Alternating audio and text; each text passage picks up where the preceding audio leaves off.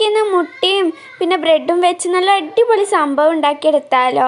അപ്പോൾ ഫസ്റ്റ് ഉള്ളിയൊക്കെ എടുത്ത് മുറിച്ച് അതിന് ശേഷം ഇതുപോലത്തെ ഒരു പാത്രത്തിലേക്ക് ഉള്ളി മുറിച്ചത് ഇട്ട് കൊടുത്തു. പിന്നെ മുളകും പിന്നെ നമ്മുടെ മല്ലിയിലയും കൂടി ഇട്ട് കൊടുത്തു കേട്ടോ.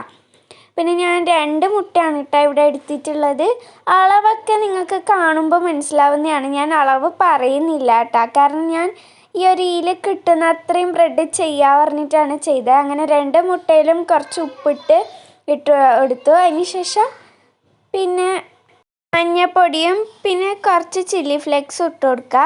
എന്നിട്ട് നന്നായിട്ടൊന്ന് മിക്സ് ചെയ്ത് കൊടുക്കുക. പിന്നെ അതിലത്തേക്ക് കുറച്ച് പാലും കൂടി ആഡ് ചെയ്യുക കേട്ടോ. അതിന് ശേഷം ഒരു പാൻ എടുത്ത് ഗ്യാസിൽ വെക്കുക.